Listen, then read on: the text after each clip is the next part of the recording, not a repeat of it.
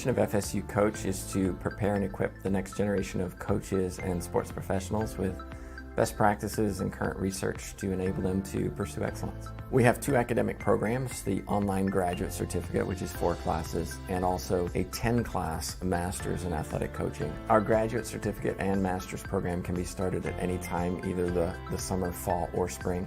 The types of classes that we offer focus on the athlete as a whole person. We focus on the theory and practice, the research, the helping skills. I came to FSU Coach because I truly believed in the mission and the purpose of the program. I think I have my dream job being a head coach at Florida State, but I know there's always more ways that I can help my athletes and better prepare as a coach. If you're interested in going into coaching or joining the FSU Coach program, I would just say don't even think about it and do it.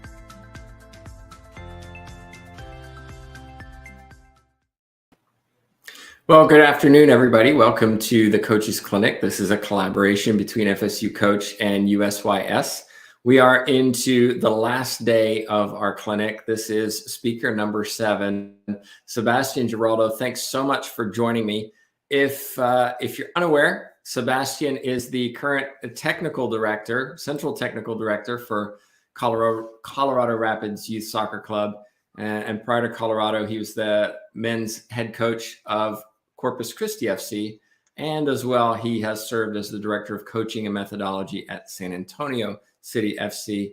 He has a PhD in sport management with a specialization in elite athlete development from the University of Texas, and is also a U.S. Soccer National Instruction Coach Education staff member. So, Sebastian, thanks so much for joining me. Without further ado, I'm going to let you get into your presentation. So if people are watching and have questions, be sure to put them in your chat box. We'll get to them at the end of the presentation. Perfect, Tim. Thank you so much for that introduction. A little bit of background on myself here before we get going. I am originally from Colombia. I've spent the majority of my life here in the United States in a couple different states, Michigan, Texas, Tennessee, and now Colorado. And one advantage has I've been able to see different soccer contexts in all those different environments, and I come from a very soccer household overall. Okay, so today really what we're going to do is, I would say, a different approach to how I've presented some of this material in the past. We're going to focus on an approach called the holistic ecological approach to talent development, and really try to focus a little bit on the coach as an environmental architect and what that means. But to be fair, the title probably doesn't give justice. I'm going to probably go a little bit further than just a coach and what people in sports soccer environments can do overall. So where we are going to go this afternoon, we are going to spend brief time with overview of the holistic ecological approach, a little bit of the theoretical underpinning, how it's been used in sport. And I will say probably the application here is a little bit more loose than it would be in some academic environments, looking to see how we can use this approach to actually impact our practitioner settings overall. We'll talk a little bit about how I kind of define an environmental architect, the careful balance between science and art that we really have to engage in as a coach. And then the presentation of 3 really different applications of how the holistic ecological approach can be used to actually improve our environments for talent development, obviously specifically soccer for me. And then a little bit of key takeaways from the practitioner side and from the theory side, and then any questions that anyone might have for me after. So there are different ways to present this idea, but one that I have found impactful and can kind of simplify the approach. Very similar, I would say, to a lot of what FSU Coach talks about and a lot of the presenters earlier this week. At the center of really the focus here in the environments, we're talking about the person. And I know we've seen a couple presentations talking about how athlete development is human development, and it's kind of been a theme of this week overall. This continues down the same path. In this context, specifically talking about soccer player person, so really the youth soccer player, and the circles that come around that really start to signify what are the environments that our youth soccer athletes actually existed? And then what is the interaction between these environments? So as you go further from the middle, really the person as the center, you go into what do the environments look like in their daily life? What do those interactions look like? Who are the people involved in those interactions overall?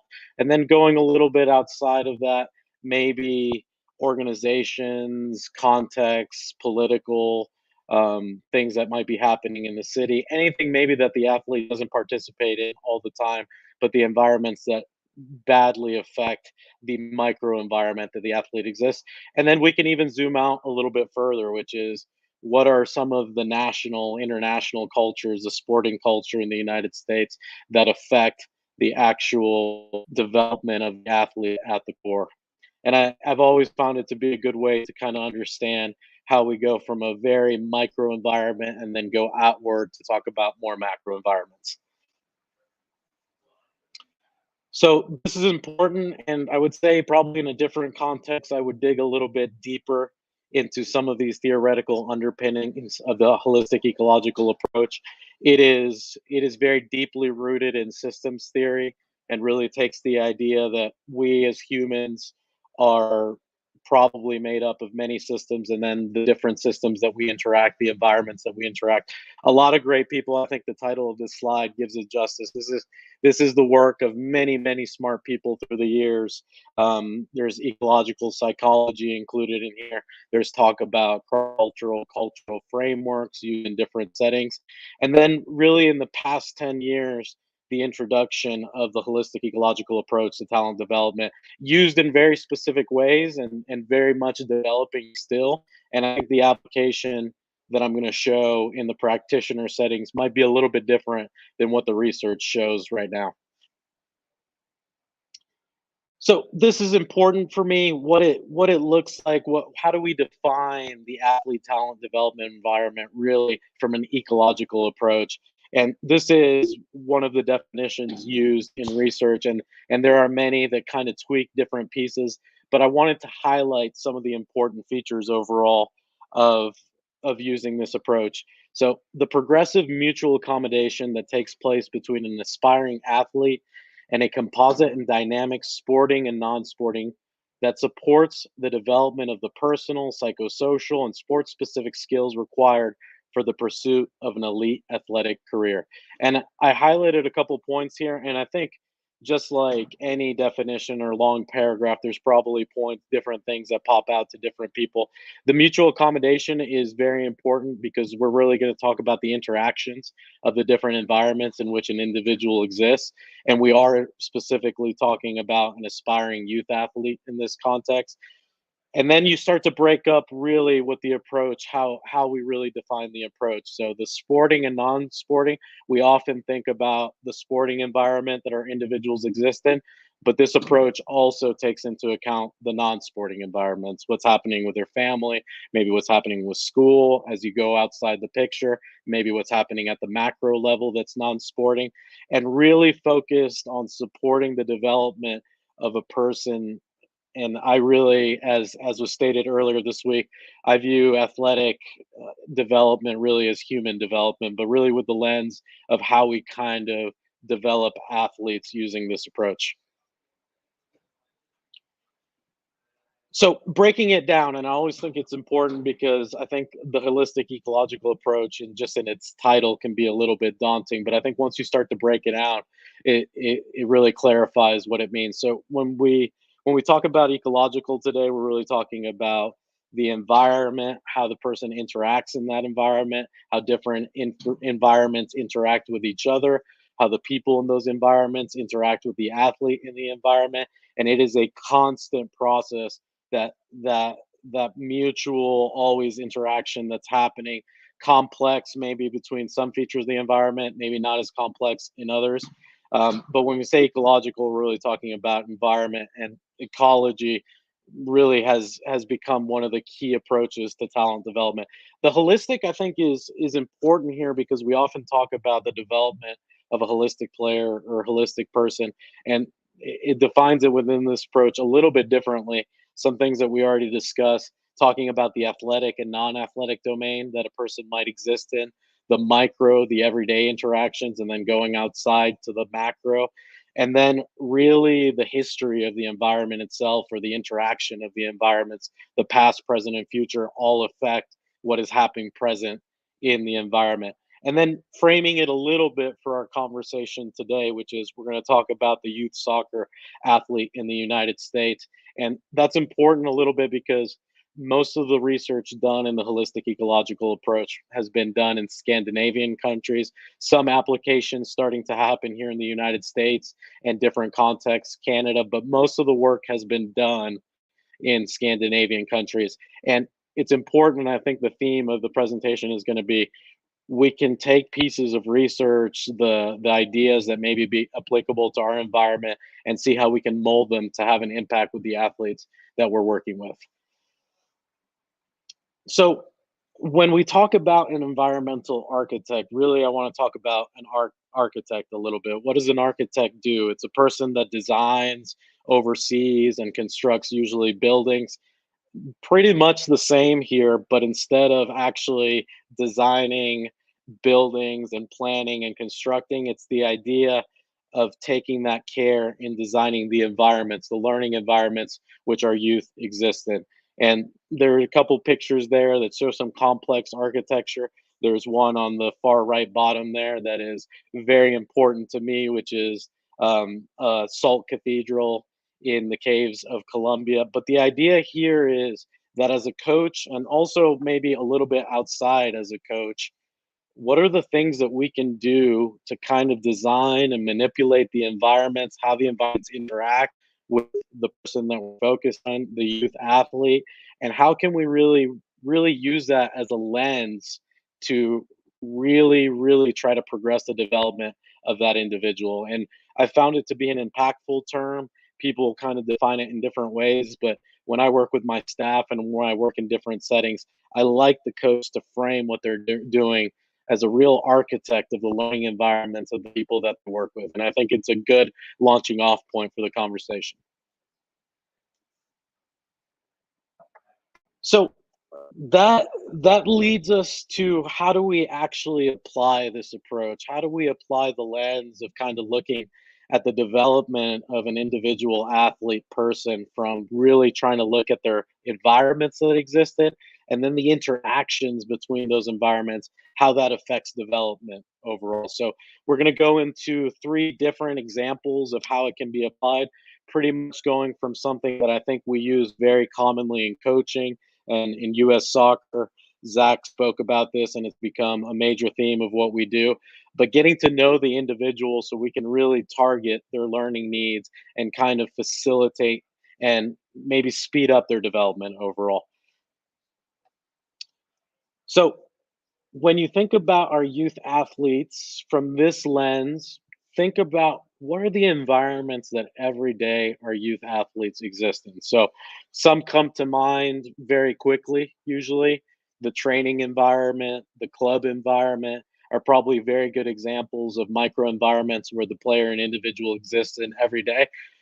But if you kind of think a little bit deeper and you really start to list out, and when I do interactions with coaches on this topic, I usually try to get them to list out what are the environments that your youth players are really kind of existing in, operating in every day. And then once you really take that critical eye and start looking, you start to see that they really operate in a lot of different environments, and those environments really interact with each other very deeply. So right now, talking about the micro, the kind of maroon there, circles, the family environment or the family support unit, what that looks like overall, what that environment is, how it affects the individual, the school environment, the interaction with peers, other activities. And really, when I ask my youth players what they do in a day, and it sometimes blows my mind how busy their days are, going from school to a different extracurricular activity to then soccer,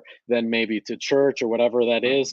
That is a good idea of what is happening in the micro environments. What does the daily life look like of an individual athlete? And then we kind of zoom out a little bit. Those are the blue circles you find there. Now we start to talk about the macro environment. But again, the lens is, how does this macro environment really interact with the micro environment? How does that really affect the development, the experience overall of the individual? So when we zoom out a little bit, think about all the things that maybe exist in the macro environment that kind of affect me indirectly the player overall. But there's a lot of things, um, the laws of the city in regards to the parks, the national governing bodies of the sport for us, U.S. soccer, U.S. youth soccer, lots of different parties that maybe you might consider as national governing bodies, the overall education system of the United States, um, the political climate of the country. I think something that I think has affected overall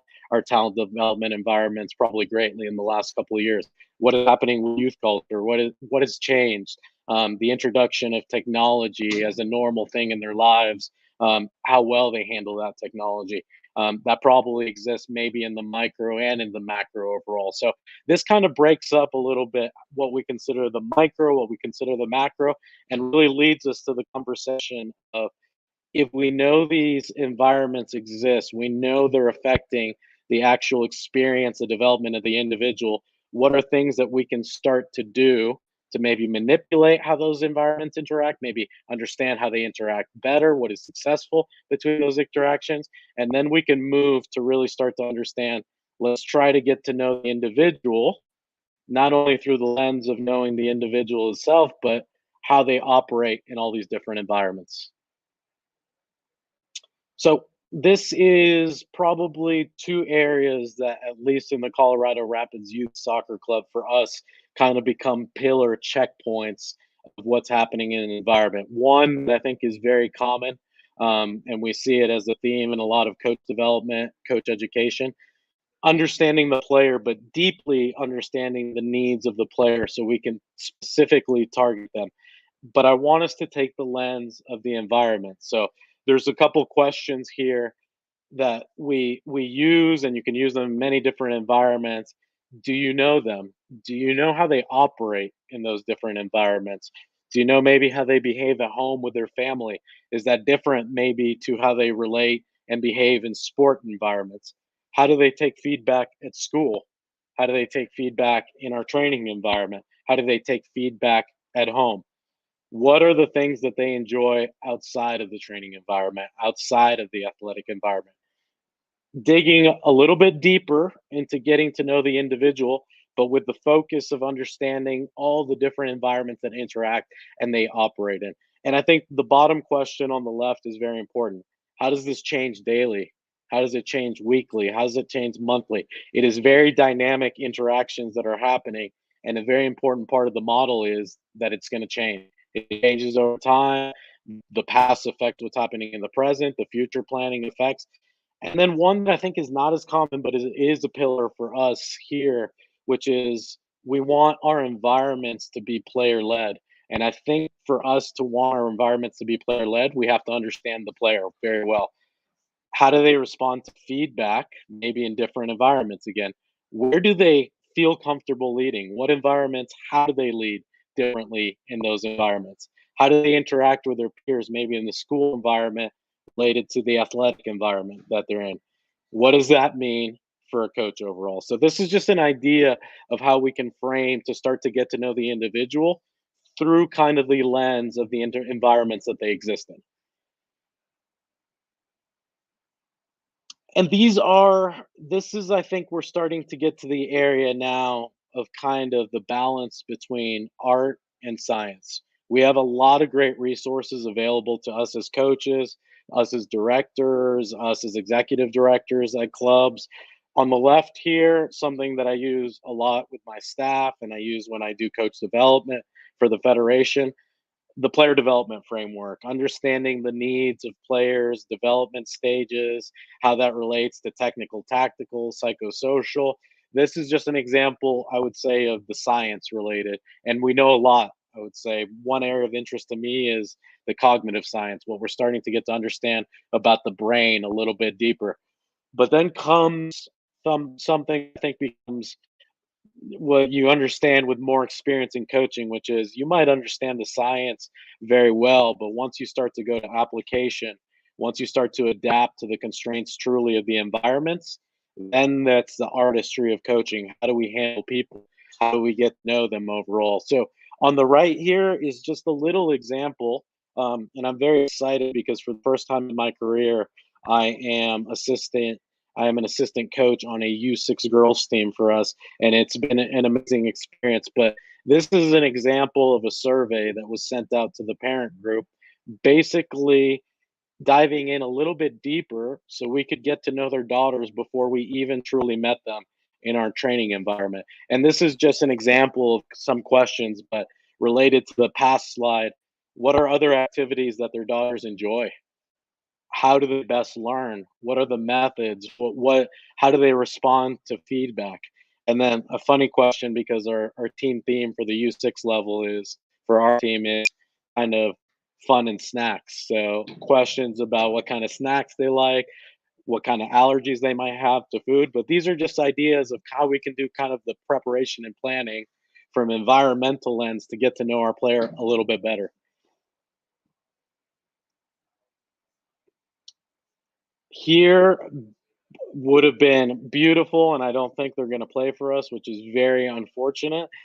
Were videos giving an example of actually us with our U6 team. So the example on the left was us breaking with our alicorn name, which I found out what that is from our U6 players.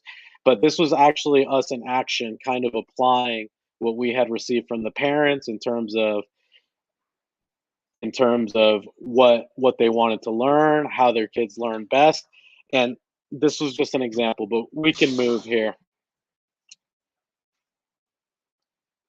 So something that is at the core of kind of what we do here at the Colorado Rapids Youth Soccer Club, and I've been very lucky to work with a person that has kind of taken this to heart, Brian Sheehan, which is a director of coaching in my region.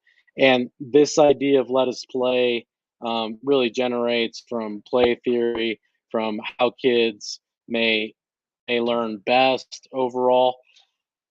And I want to show this in action. And there's a great video here that maybe not play, but I can give a very good idea of what this looks like in action for us in the central region.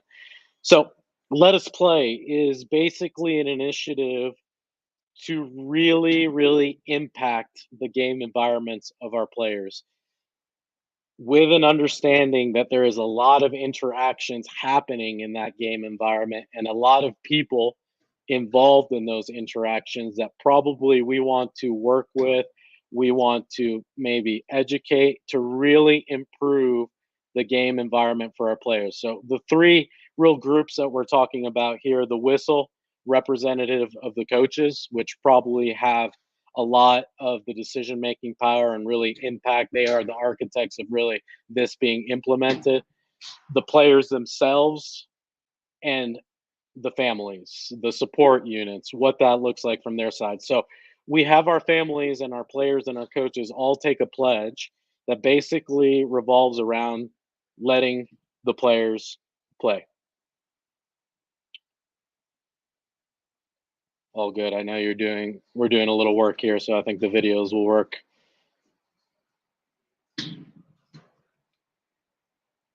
So this video here is probably the best example of what this actually looks like. And these are players unprompted explaining a little bit of what they would like to see in their game environments.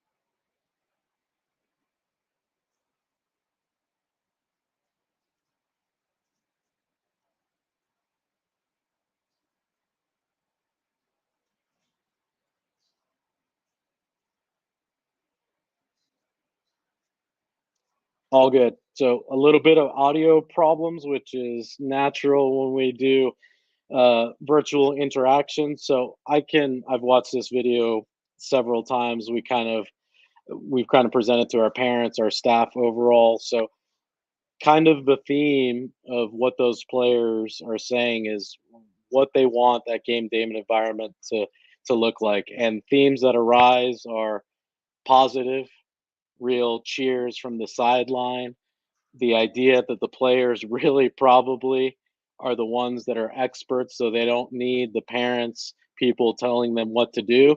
And then they go into talking about how it impacts their performance when parents or people in the environment are telling them or joysticking them in what to do in those environments. So really, really powerful hearing it from the players, but really sets up what this let us play kind of looks like and what it means for us as a club.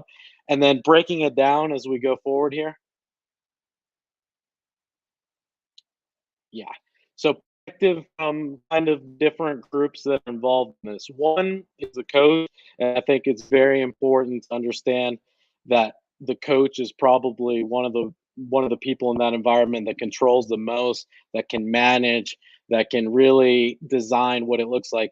On the left here is an example of the micromanaging coach. And this can be relative to training or to the game environment overall. A coach that wants to tell the players on the ball what to do, what actions, what they need to be doing in that moment. We really want to lean for the coach to be on the right, the let us play coach, the coach that maybe in training is more focused on the people around the ball.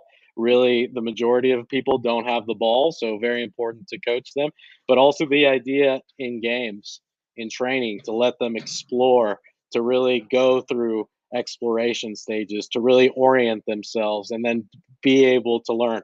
So this is kind of an example of from a coaching perspective, but very, very firmly setting kind of the boundaries of the environment that we want our players to play. We want them to enjoy themselves and we want them to be autonomous on the field, make decisions, and we're there to provide interventions and provide layers overall. That keeps us moving to other participants that really affect the environment of our players, the parent. And really I've been very proud of going out to our games here in Colorado and seeing how our parents behave on the sideline because it's really one of the best environments I've seen. This is part of their pledge. We do a lot in terms of giving them resources. We have cards that are distributed at times on the fields so people really know that this is core to our overall development philosophy of our players. But you can see the trend here, allowing the child to actually explore and enjoy their experience. What that actually looks like from a parent perspective, a clear side of actions that we want to promote, and a clear side of actions that we don't want to promote in our let us play environment. And for me, this becomes really important, but there's a lot of deep pieces connected to kind of making this work, which is you have to empower the parents. You have to provide resources for development and education and for the people involved in the environment. But I still think the coach, the leaders of the clubs are the ones that set the tone. So in the U6 videos that didn't play earlier, you could really see is myself and another technical director of another region here with the Rapids, Miguel Rodriguez, kind of setting the tone for the parents in that setting. And then you could see the parents kind of adapt to what they saw from us. Not a lot of instruction at the U6 level, really questions on what goal are we attacking? What are we defending? Are you enjoying yourselves? And a hyper enjoyable environment. But that really kind of sets the tone for what we want the parents to do. And then we keep moving here. A different kind of application, one that I would say I am very proud of, and one that really was driven by several key stakeholders. Was a private training company owned by myself and my brother Sammy Giraldo, who is the director of coaching education for Tennessee State Soccer, and it was mostly founded on the idea of small group training, 4 to 8 players, but then really it kind of evolved into all kinds of different training mechanisms. And what we did there was kind of answer some of the problems that we saw with the environment of our players, the interactions between those environments. And these examples or application that I would say were pretty creative, in many ways successful, a lot of failure. But I'll take you through a couple things that we did here. So This is really about the idea of how we can manipulate, design, control some of the interactions between the environments. This was a little bit of a shout out for what we did in Corpus Christi, from Project Play, the Aspen Institute. And really, I think it gets at the core of one of the problems we have in most of our environments, that there isn't enough play for our players. And in Corpus Christi, this was very true. There was very little opportunities for the players to play in unstructured settings that you might see in different contexts in different countries, maybe on the streets, maybe on their players, maybe not the opportunity to play unstructured soccer in their school setting overall. So where we got a shout out was really our application of play theory, but really it was an answer for us to some of the problems we saw in the environment for our players. And I'll give you an example here, several different examples of how we kind of applied it. So on the left here is my very handsome brother kind of executing a presentation to a parent group on how play theory, the idea of unstructured play in different environments, was going to become a backbone overall of our overall development philosophy. And it's important because that's a piece that we use to kind of help manipulate and improve the environment's interactions for our players themselves. A lot of work was done there. And I say this, and I think it's important, with a lot of failure happening, a lot of success, a lot of revision of what we were doing, a lot of feedback from the parents and players. But a key component for us was empowering our parents really with the research, our approach, and how it's going to become so important to the backbone of what we did. The second picture you see here is something that was wildly successful for us, is the idea of, because the players kind of weren't playing in those free environments on their own, we kind of artificially wanted to allow or design those environments to happen. So something that was successful not only with the youth but with the adults in the area was opening up a facility. Not only we could kind of control the training environment better, but also allow unstructured play to happen. Youth of very young ages and high school ages, and this was very, very successful. On weekends we would have sometimes between 60, 80, 90 participants at a time. And it was great street style. You win, you stay on. And we provided it for all different age groups at the youth level and then for adults as well. And then the example on the right was a very interesting, that I don't know how successful it was in implementation, but down the same line, a 1v1 street tournament, to find out and kind of let that Bana style, that battle happen. Again, because it wasn't happening naturally in the environments that the players were existing. And then something that I take a lot of pride in, uh, the next slide here, the creation of a youth indoor soccer league with very specific parameters that kind of controlled some of the environment's interactions. So, what were the interesting rules of this youth indoor soccer league? There were no coaches.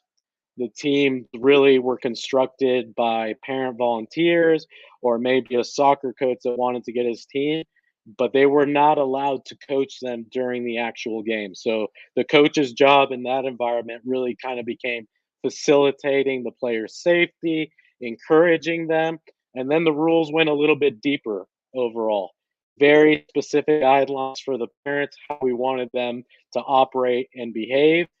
They were only allowed to give positive reinforcement during the games, mostly encouraged to do it either through clapping, silent encouragement of some sort, to really provide an environment where the players felt stress coming from external factors on what we're doing on the field.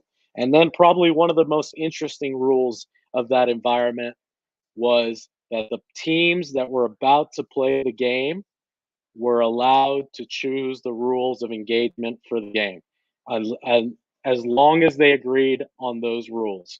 And we saw some very interesting things happen. Creativity went absolutely through the roof. The picture on the right is something that I use pretty often to kind of give an example of what happens when you kind of release the shackles of some of our environments for our players. This is a young girls team that decided for this game on this day that they wanted to play with 3 goalkeepers. And as long as the other team agreed, which they eventually did, they were allowed to play with 3 goalkeepers. And this is honestly a shining moment for me. It was beautiful to watch. It was beautiful for players to construct their own rules for the environment, give them autonomy. But these are just different applications of, again, understanding the interactions, the environments that our players exist in, and what we can do from the coaching side, maybe the executive side, to kind of play a little bit and try to improve the environments. And this is something I'm very proud of. And I would be remiss here not to mention my father, Dr. Jose Giraldo, who was a big part of this and has been an educator for a long time. Louis Smith, who was one of our main trainers, who really, really was an expert with working with youth levels. And then really my mom also, who supported us in this endeavor, which was challenging in many ways. So, key takeaways here before we kind of go into any questions that someone might have for me. Changing the way that we try to seek to understand the individuals in our environment. There's lots of things that I see coaches do fantastic, and especially when I'm in coach development, some great creative ideas, but using the specific lens of the environments. What environments do our players exist in? What are the interactions? What are the positive interactions? What's working? What's not working overall? So that lens, I think, brings a lot of clarity sometimes. It's an understanding of how systems kind of interact, collide with each other, how the participants interact, but really using that lens for talent development, not only in soccer environments, can be applied to many, many different environments overall. The idea that every system is kind of embedded in larger systems with very diverse interactions. The Russian doll analogy is a great one. The idea that the person kind of exists in embedded into a greater context, and then that is put into a greater context, and then build it out. That is important for this because it's about all those interactions. It's about understanding the micro, the macro, the interactions between both of them. The third one is something that I've taken to heart in my own career, and I think something that sometimes there's a little bit of tension between the academic world and then the practitioner world, and I think FSU coach is a great kind of bridge between the two. But the idea that you can use research ideas very creatively in your own environments without having to be maybe as rigid as we have to do when we're doing peer reviewed research, but taking ideas and applying them, maybe the lens itself or ideas from research papers, and applying them for what works in your environment. Maybe creating a league with rules that are that focus on being player led doesn't work in a lot of environments, but maybe taking some of those ideas and applying them and working. I've seen it in many different environments now. The idea of Friday night football, where people can come play, and it's just really about playing with different levels, and that's great for development overall. But for me, at the core is, and I think this week as well, we heard so many great speakers. How can we also use that maybe to just apply it and try and fail in our own environments and see what works for our context?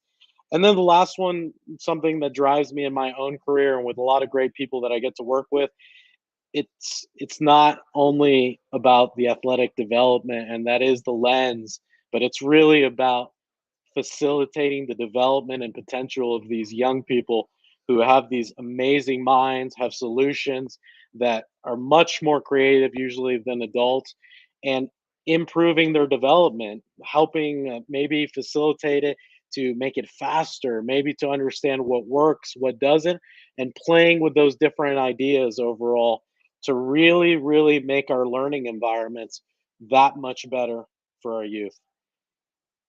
I very much appreciate the time, and I am excited to really listen to any questions and see if maybe I can help in any way. Yeah, so thanks, Sebastian. If you do have any questions while you're watching, just put them in your chat box and we'll get them to Sebastian.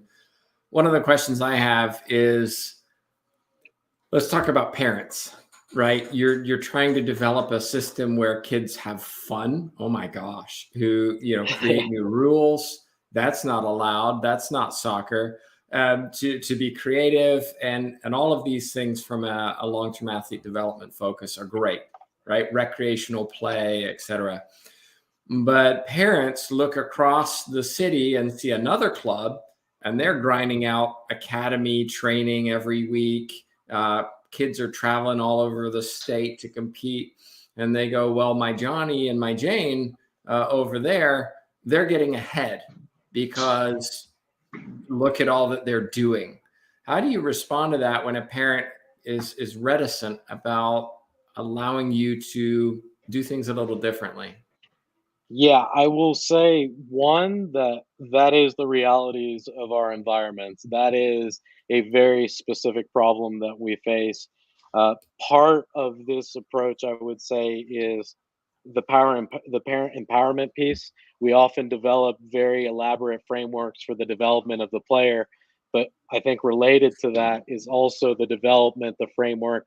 How do we address the parents? How do we address the support system? And I do think it is just like the players becomes a gradual process. It becomes the introduction, maybe at younger levels, why play is so important as players are kind of in their prime development stages of creativity overall, and really capturing what happens in those young ages. And as parents go through our system, right, as their athlete transitions, how that kind of changes, how that looks maybe a little bit different overall. But very important for me in all of this is one of the things we want to do in understanding the interactions between the environments is to minimize some of the negative outcomes that might happen from early specialization. The club across town that maybe has taken a different approach to talent development, and really understanding that while they are in an athletic environment for us, we're really concerned about the person development for the long term. And that really, I think, changes the way we want our players to be happy. We want them when they finish with their soccer experience, whenever that might happen, to contribute back to the game. And I think the research is pretty clear that the ways that happen is to have an enjoyable experience that allows the player to really take that autonomy. But it is a process. It is different. It is Mm. challenging, and I think that's why it's important that the way it's applied is different in all contexts. So you have to apply and see what works, and revise and keep on going. Thank you so much for sharing a little bit of your wisdom. And I know people watch this in future on our YouTube channels. What if they have a question for you? How can they get in touch? Yeah, I would say the easiest way is probably so through Colorado Rapids Youth Soccer. Okay. Very easy to find me if that's plugged in any way. I can share my email, but I would be really open for anyone to want to reach out, maybe ideas or how this has been applied. I'm lucky to be in an environment here where it's being applied pretty aggressively overall because we see it as a foundation to the development of our environment, our players' environment, our parents' Mhm. environment. Well, Sebastian, thanks so much for joining me. And thanks to everybody watching this coaches clinic. Just a reminder, we have one more session coming up in about 10 minutes. It's yours truly. I'm going to be talking a little bit about leadership. I hope you join me for that one. Should be a lot of fun, a lot of content. I'm going to talk really fast. So I'm looking forward to that. Sebastian, thanks so much for joining me, and we'll see you all in just a few minutes. Thank you, Tim. It was a pleasure.